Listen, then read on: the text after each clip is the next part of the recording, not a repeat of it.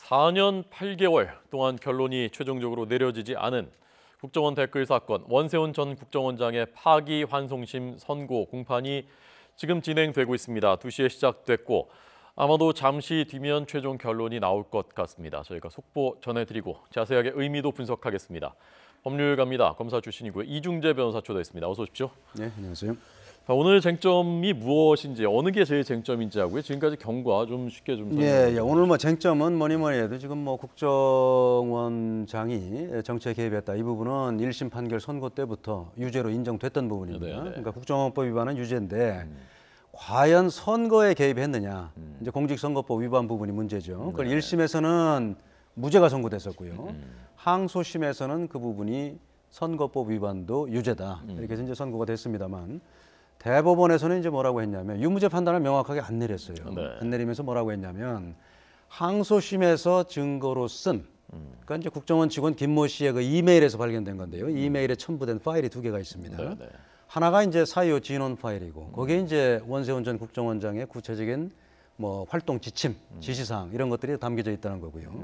그다음에 또 하나는 이제 시큐리티 파일인데 그거는 그 김모 씨가 사용하던 트윗 계정으로는 보여요. 269개. 그다음에 이제 그 외에 연결된 게 한 400몇 개 있는데 이 부분을 대법원에서는 뭐라고 했냐면 국정원 직원인 김모 씨가 이걸 자기가 작성했는지 기억이 나지 않는다고 했으니까 이거는 증거로 쓸 수 없는 거 아니냐. 그러니까 본인이 부인하더라도 예를 들면은 그게 국정원 직원들이 업무상 필요에 의해서 통상적으로 작성하는 문서라면 증거 능력이 인정될 수는 있어요. 그런데 대법원에서는 뭐라고 했냐면 이게 과연 국정원 직원들이 통상적으로 작성하는 문서인지 출처가 불분명하다. 이런 이유로 해서 그거는 어떻게 보면 항소심에서 가장 핵심적인 증거로 쓴 건데 그거를 대법원에서는 이건 증거로 쓸 수 없다. 다시 해라. 이렇게 해서 내려보낸 겁니다. 그래서 지금 이제 다시 해서 지금 파기환송심이 진행이 됐고 그동안 24차례의 공판이 있었죠. 그리고 이제 오늘 25번째 공판인데요. 오늘 선고가 이제 잠시 후에 있게 되겠습니다. 최근에 이 재판 관련해서 우선 TV 생중계 선고 장면 허용하지 않겠다라고 재판부가 결정했고 그다음에 검찰이 최근에 새롭게 공개된 자료들이 있으니까 변론 재개, 그러니까 재판 좀 더 하자, 선고 좀 미뤄달라고 했는데 그건 허용하지 않았단 말입니다. 이 두 가지 결정은 어떤 의미라고 받아들이셨습니까? 우선 저 변론 재개부터 말씀드려야 될 것 같아요. 변론 재개는 지금 검찰에서 최근에 이제 추가로 발견된 당시 이제 국정원에서 작성한 SNS 장악 문건 이런 걸 이제 청와대에 보고했다는 거 아니겠습니까?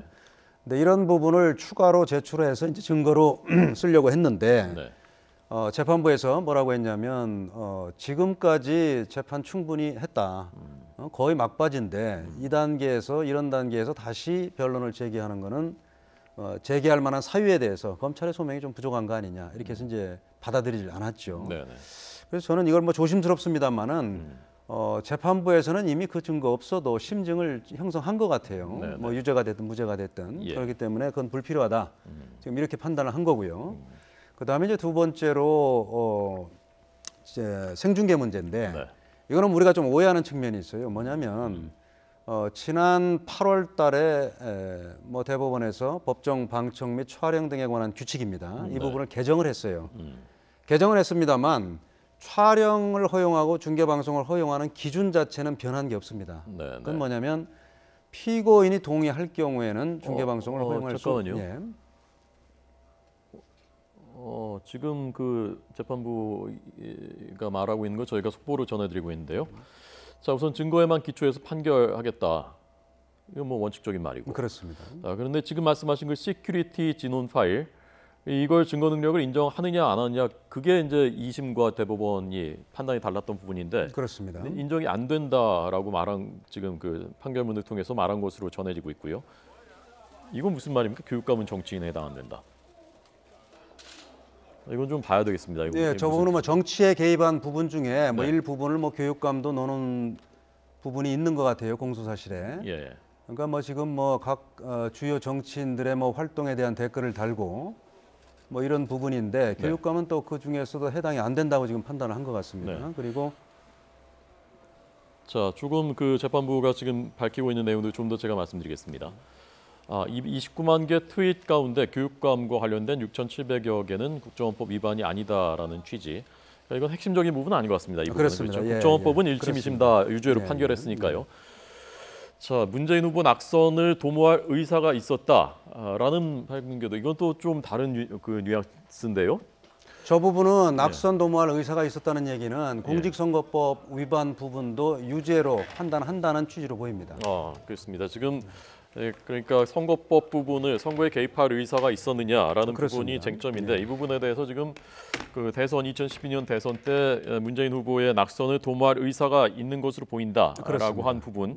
자, 이 부분은 또 그 유죄 취지라고 받아들일 수 있는 부분입니다. 그렇습니다. 지금 판결문을 저희가 그 나오는 대로 전해드리고 있기 때문에 최종적으로 종합적으로 나오는 그림은 최종 결론이 내려질 때 그러면서 이제 형량까지 오늘 선고할 수 있는 거죠? 그렇습니다. 예, 그렇게 예. 하고요. 지금 자막에 나오는 게 시큐리티하고 진원 파일 그 부분은 대법원에서 이미 법률적으로 증거로 쓸 수 없다고 했기 때문에 네. 법률적인 판단 부분은 대법원의 판결에 기속이 됩니다. 하급심 법원은 예, 그렇기 예. 때문에 그 부분은 증거로 쓸 수 없다 이렇게 일단 판시를 했고요. 네, 네. 그다음에 이제 나머지 증거 갖고 다른 증거를 가지고 네. 공직선거법 위반이 되느냐 안 되느냐 이 부분을 지금 판단을 하고 있는 겁니다. 네. 그러니까 지금까지 전해지는 이 그 조각조각 토막들로 봤을 때는 국정원법 유죄는 물론 유죄고 이건 뭐 그 그렇습니다. 다툼의 여지가 없고 다툼의 여지가 없고요. 지금 선거법 부분도 아마 공직선거법 위반 부분도 유죄로 판결하는 가능성이 크지 않는가 그렇습니다. 하는 문재인 후보의 뭐 당락 여부에 관여할 의사가 있었다고 지금 나오는 거 보니까요. 네, 공직선거법 위반 부분도 유죄로 판결하는 그런 네. 취지로 보입니다. 네. 자, 이 조금 그 현장에서 저희 취재 기자들이 전해오고 있는 내용도 조금 더 제가 보면서 계속 말씀을 드리겠습니다. 계속해서 이 법률 용어, 이 판결문이요. 이 법률 용어가 굉장히 사실 어렵고 엎치락뒤치락하기 때문에 쉽게 단정하기는 어려운데 대체로 국정원이 평상시에도 여당 승리의 목적으로 활동했다고 볼 수 있는데 18대 대선의 사이버 활동 역시 연장선에 해당한다. 그래서 선거운동에 징표가 있다. 이런 말들을 했습니다. 전체적으로 이 선거 활동에 해당한다. 선거에 개입한 것으로 인정된다라는 부분인 것 같습니다. 그러니까 전체 이제 행위들 중에서 어떤 부분은 선거운동에 해당되고 어떤 부분은 안 된다 이런 부분을 지금 판시를 하고 있는데, 그러니까 뭐 일부만 해당돼도 그 일부만 해당돼도 유죄인 것이지 예, 않습니까? 그렇습니다. 그런 그 지금 취지로 봐서는 아마도 공직선거법 위반이다라는 결론이 내려질 것 같습니다. 자, 그렇게 되면 어떻게 될 건지 아직 물론 그 단정하기는 어렵습니다. 지금 저희가 계속 상황을 전해드리고 있는 거고요. 만약에 그러면은 유죄 취지로 판결한다. 그러면 이걸로 확정되는 겁니까? 아니면 또 재상고를 할 수 있는 겁니까? 뭐 본인 입장에서는 재선고를 할 수도 있죠. 네. 그렇지만은 뭐 거의 뭐 결정적일 것 같습니다. 제가 볼 때는 지금 뭐 오랫동안 지금 뭐 나올 증거는 다 나왔고 네. 그 부분에 기초해서 대법원 뭐 파기환송심까지 그 취지까지 충분히 고려해서 지금 판결을 다시 하는 거기 때문에 네. 거의 뭐 결정적일 것 같습니다. 자, 원세훈 전 국정원장이 오늘 법원에 출석하는 모습을 저희가 앞서 보여드렸습니다만은, 자, 이거 오늘 화면인가요 지금? 네, 오늘 화면입니다. 오늘 불구속 상태에서 재판을 받으러 나왔습니다. 2심 선고 때 법정 구속이 됐었는데 그 이후에 보석으로 석방이 됐고, 그렇죠. 그래서 지금 불구속 상태입니다만은 만약에 오늘 유죄 판결이 내려지면 법정 구속되는 겁니까? 법정 구속할 가능성이 굉장히 크죠. 예. 뭐 유죄가 내려지면은 구속된다고 봐야 되겠습니다. 네. 자, 그렇게 되면은 오늘 형량이 어떻게 될지 모르겠습니다만 만약에 유죄 판결 내려지고 형량이 선고된다면은 수감돼 있었던 기간을 뺀 나머지 기간을 더 수형을 해야 되는 것이죠. 그렇습니다. 그렇게 되고 지금 제 기억으로 지금 검찰에서 물론 뭐 이런 추가적인 증거가 나오기 전에 어느 정도 그런 증거 조사를 안 한 상태에서 한 구형이긴 합니다만 제 기억으로는 지금 징역 4년을 구형한 걸로 알고 있거든요. 네네. 그래서 지금 공직선거법 위반 당시에 공직선거법 위반도 5년 이하, 네. 국정원법 위반도 5년 이하니까 네네. 뭐 논리적으로 이론적으로 따지면은 한 뭐 5년에 2분의 1을 가중하면 7년 6개월까지는 가능합니다. 그래서 네네. 법원에서 어떤 판단을 내릴지 주목이 되는데요. 네. 뭐 꼭 검찰 구형에 기속되는 건 아니니까요. 네. 검찰 구형보다도 때로는 높게 선고하는 경우도 있습니다. 네. 자, 지금 이제 트위터도 10만여 건이 공직선거법 위반이다라고 판단을 내렸습니다. 그러니까 뭐 최종적으로는 봐야 되겠습니다만은 거의 결정적으로 공직선거법 부분도 유죄라고 판단한 것 같습니다. 국정원법 유죄 그리고 공직선거법 유죄, 그래서 2심 때의 선고와 거의 같은 결론을 유무죄에 대해서 내릴 가능성이 큰 것 같습니다. 자, 1, 2심 때 그 선고 그 경과 있지 않습니까? 어떻게 판단 내렸었는지 그거 다시 한번 좀 정리하겠습니다.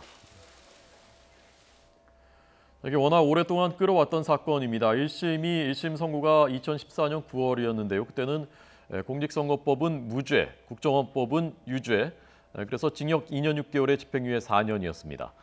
그리고 이것이 2015년 2월에 2심 재판에서는 뒤집혔습니다. 공직선거법 위반도 유죄라고 받고 그래서 징역 3년형이 선고됐고 법정 부속됐었고요. 그러다 그 이후에 보석으로 석방됐고 그러다가 대법원이 2015년 7월 16일, 이것도 벌써 2년하고도 한 달, 2달 가까이 지난 일입니다. 그때 파기환송, 증거 능력에 대해서 다시 판단하라라고 하면서 파기환송해서 고등법원으로 내려보내서 오늘 그 파기환송심에 지금 선고가 내려지고 있는 것입니다. 지금까지 전해진 걸로 봤을 때는 2심과 마찬가지의 판결을 내릴 가능성이 매우 높은 것으로 보입니다. 오늘 원세훈 전 국정원장 법정으로 들어갈 때 아무런 대답을 하지 않고 법정으로 들어가고 있는 모습입니다. 자, 그러면 만약에 재상고를 한다면요, 원세훈 전 국정원장이 재상고를 한다면 대법원으로 또 갈 수는 있는 거죠? 예, 갈 수는 있는데 사실은 뭐 2013년 검찰 수사 때 네. 원세훈 전 국정원장의 주요 발언을 삭제하고 지금 검찰에 자료를 넘겼거든요, 국정원에서. 네. 근데 지금 뭐 언론을 통해서 알려졌습니다만 저는 뭐 그게 정확하다고 봅니다. 거기 보면은 무슨 뭐 2010년에 지방선거, 네. 또 2012년 총선 대선을 앞두고 워낙 정치적인 발언을 많이 했기 때문에 네. 저는 뭐 재상고를 하더라도 저는 예. 뭐 뒤집힐 가능성이 없다고 봅니다. 네.